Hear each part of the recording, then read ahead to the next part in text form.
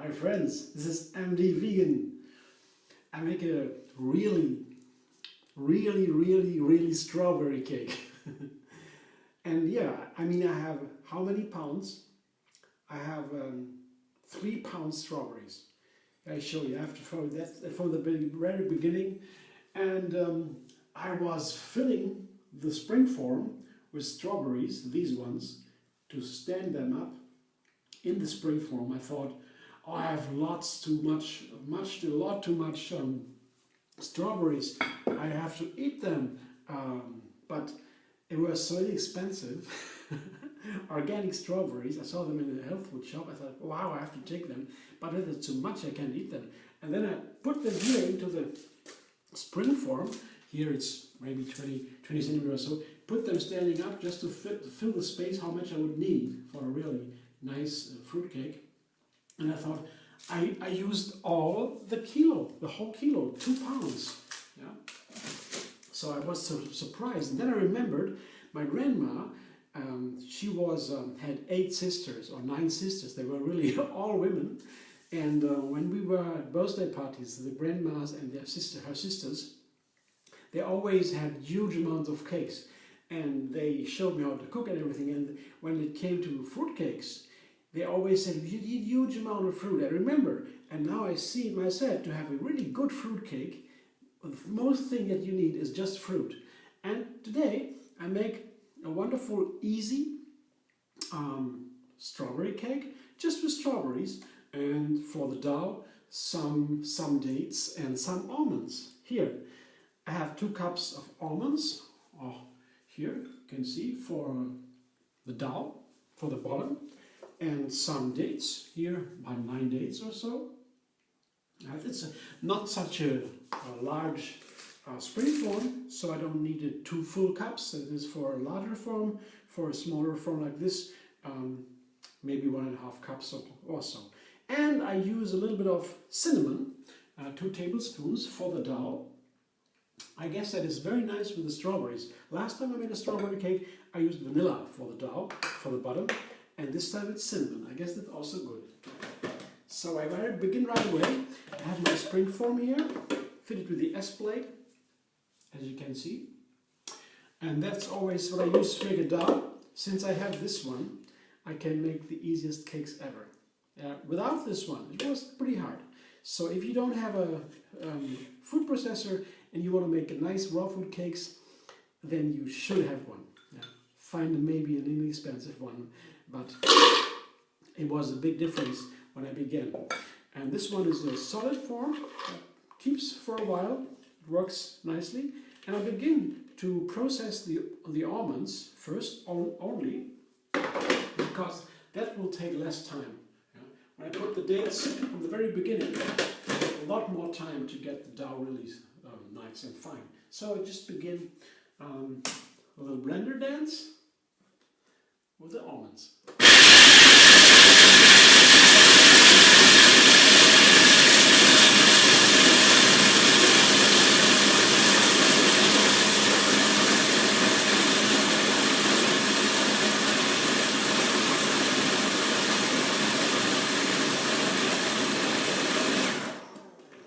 Here I process it a little bit longer. Not just breaking the almonds down, because I wanted this time I want a little bit finer dough, because once I put the dates in, you can't get it that fine anymore. So I could have even processed a little bit longer to make it finer and finer, but this is enough for me now. Usually I begin with a little bit more gross dough, but that's up to you what you like. Sometimes I like a little gross, the dough, sometimes a little bit finer, this time a little bit finer. And the dates, 9 dates, could be 10 or 8, doesn't matter. And there's 2 tablespoons of cinnamon. Cinnamon from Sri Lanka. If you take more cinnamon, it's very healthy, high in antioxidants, very high, extremely high. Then you should take the cinnamon from Sri Lanka or Ceylon, because the other one will press the blood up a little bit. There is something in there, chemical from the cinnamon itself. It's just another blend. So I always take the cinnamon from Ceylon. A little bit more expensive, but well, not that much.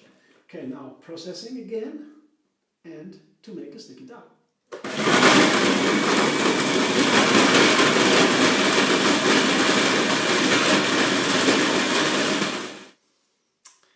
I guess the dough is ready. It took me about 4 minutes to process. That's longer as I usually need because the dates are a little bit harder. And if I would have soaked the dates, for example, or put a little bit of water in the dough, it would have been in 1 minute only. It's very fast then. But it's okay now. I want to have a fine dough anyway, so it's okay for me to blend a little. Because when you put water in there, it's creamier fast, but not so fine. And well, for some reason, I don't know why, I want it a little bit finer today, as I said before. I'll show you the dough in a moment. Just mix it a little bit up because the processor, the blades, press the dough up on the sides of the blend of the processor here. So I'm losing a little bit. I'll show you what I have in sticky dough here. This is what I have, and I'll show you here. I press it together. It's sticky. It keeps together. I have to push it a little bit into the spring form. Yeah. With it, as I said before, a little of water would make it very fast and very easy to press in the form. But then you have a different kind of dough. This one is a little bit harder to work on. Yeah, you have to press it firmer. It takes more time to blend. But the texture is lighter, fine and light. Yeah, it's always the kind of what you want. I mean, you want to have it quick and easy. The quality is different. I mean, it's not bad doing it quick and easy with a little bit of water or even coconut fat or whatever. It's not bad, but it's different. It's heavier. It's not so fine, not so fluffy. It depends. Yeah. Now I have here a pile here, and first I spread it evenly, lightly, and then once it's spread, I can begin to press it down. And this is the pretty tricky part when you make a raw fruit cake with such a kind of dough, with a little bit of almonds and dates, basically, and whatever kind of spice you need. Then you really have to first decide on the structure of the texture of the dough you want, and then you have to press it down. And in classical baking, the main part, making bread or cakes or what, is usually kneading the dough. And in raw fruit cakes, you don't need to knead that much. That's because you have the food processor and everything. But when it comes to this kind of dough, the drier dough, with a finer dough, less water, less fat, then you have to you come back again to the kneading. That's what I'm doing now. And I have to press it down pretty firm, because otherwise it's not firm enough. Then it falls apart when I cut the cake into pieces. The dough, the bottom will fall apart, and I don't want that, of course. I want the dough keeping together. The bottom should be keeping together. At the same time, it should be light and fluffy. Yeah. Not too sticky, not too, When the oil comes out of the nuts, then it usually gets pretty sticky. And there are a lot of other tricks you can use to prepare the nuts, and so. But this is a pretty easy version. But you have to press a little bit firmer down. Yeah. I'll show you what the result in a moment. And when I have used my knuckles here for the inside, now I use my fingertips for the outside, for the sides, and that's also important to have the sides firm. But afterwards, when I put the filling into the dough, the filling will also help to keep the dough together, because the film is a little bit liquid, and the liquid will soak through the bottom, and then we have a similar effect, similar result. So now I'm pretty much done. I finished now the sides of the bottom, and I will show you in a moment what it looks like. I guess it will keep together when I put the fruit in, and later when I cut the cake. So, and it's really nice. I guess it is a nice stuff here. It's not very thick. It's a thin one, but as I said, it's mostly about fruit. And now before I put the strawberries in, This is the first layer, the bottom. The second layer will be the strawberries, the 2 pounds of strawberries, the whole strawberries. And then the third part will be the frozen strawberries, another pound here, they have been frozen. And I did that correctly now. The frozen strawberries are in the plastic bags, and I have to put them into a hot water bath in the plastic bag to thaw them. Because when I don't thaw them, it is very hard to blend them. It takes a lot of time, and you have to put water into the strawberries. The flavor is diluted. It's pretty much a mess. So better thaw them before, and then you have a very easy blending time. I just put the strawberries into my blender. It's a pound of strawberries. It's a lot. So, thawed strawberries. You can always take fresh ones. I thought, well, it's blend them up anyway and make a little cream, like a marmalade. So when I use the fresh ones, the frozen ones are less expensive and very nice too. So together with the strawberries, I put 15 dates. That makes it a little bit sweeter. It helps a lot with the strawberry. And in the end, I will put something else. I'll show you in a moment, but first the blended dates with the strawberries.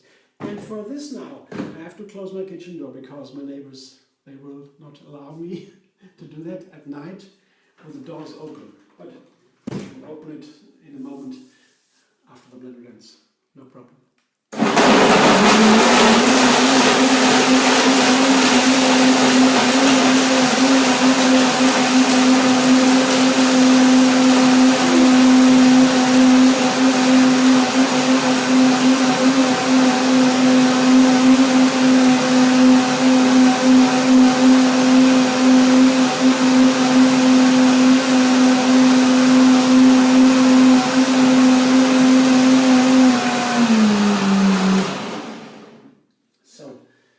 So I don't need the blender anymore. I can open the door again, bring a little bit more air and space into the kitchen. I like the door open. So here, that's ready. I will taste it. If there is enough dates in there. The frozen strawberries can be a little bit more sour, so I like with the dates. But if you don't want dates, leave it away. It doesn't really matter. It's just a little more sweeter. Perfect amount. Wow. That's what I like. Sweet strawberry marmalade. But this is not a marmalade. This is just a strawberry cream. As a blend, like a smoothie almost. I put it all into my bowl. And then I will put chia seed in there. And this is a half a liter about. And I will put 3/4 of a cup of white chia seed into the strawberries, and I will stir them in. Stirring the strawberries and pouring chia seed at the same time. And I have to stir because otherwise the little chia seeds, they will lump together and it won't be a nice cream anymore. But it's easy if you stir all the time. This is no problem. But you have to stir just until all the chia seeds have been nicely spread evenly among the strawberries, and then everything is okay. All is right. And this will take now 10 minutes or so until it is all gelled up. Of course, you don't need to watch me for 10 minutes waiting until the strawberries have gelled up here, the strawberry juice, smoothie. I will leave the spoon in there for occasionally doing a little bit more of stirring. Or 1 or 2 times I need to do it, otherwise it's easier, then it's more even. But now I will fill the strawberries into the dough. But first I put a little bit of this onto the bottom, just a little bit. I can do it right with this kind of texture. I just want to have some kind of glue, because when I put the strawberries right on the bottom, without anything between, then they will roll apart, they will roll away. Once you cut the cake into pieces, the strawberries fall out. They shift. They shift from the cake bottom. So a little bit of glue like this would be enough. See, like this. Just a little bit of glue, that's all. And now I do the most fantastic job. Stand up the strawberries in the springform. I love this work. You know, these beautiful strawberries, aren't they delicious? Just looking. And of course I cleanse them a little bit, put the green away, and now I put them all in here nicely. That's what my grandmother and her sisters always did. I saw them doing that. It was such a nice job. I always liked to watch her doing that. You don't need to watch me all the time doing that. I will come back in a second when this is done, and then I show you how I put the chia seed marmalade for the strawberries on top to make them all a nice cake to finish it.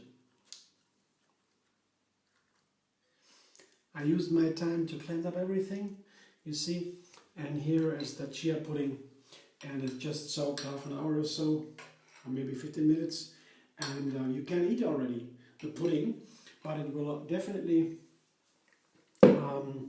be thicker and softer when you place it in the fridge overnight. And I will do that to make my perfect cake. Here I show what I did now. I started all the kilo of the strawberries up, very nice, and now I will pour the half soaked, the half chia seed on top, and just put them on top. And it's a super healthy cake with super delicious ripe sweet strawberries and a nice strawberry chia pudding with just strawberries, dates and the white chia seeds. You can also take the black ones. I just took for the color. I found out that the white one has a little bit more protein, and the black one, the black chia seed, have a little bit more antioxidants. But I mean, either way, they are both great, have both health benefits, work both as a thickener here for the pudding, and you can use either way. This is just for color reasons here. I use this one, and I guess it will be nicely firm overnight, so I can cut the pieces out of the cake and enjoy. Yeah, I put them everywhere. Yeah, that the spaces are all filled up with this beautiful, healthy, delicious liquid. There is fiber, a lot of fatty acid in the chia seed, antioxidants, protein, calcium, magnesium. There's so many things that are healthy for us. And the chia seed is really recommended, and so it's a nice way to have a cake. The only thing, chia seed doesn't taste like anything, so that's why I put these strawberries in it. Yeah, and the strawberry cake with the strawberry chia seed pudding. I'm really looking forward to it. And I show you once again.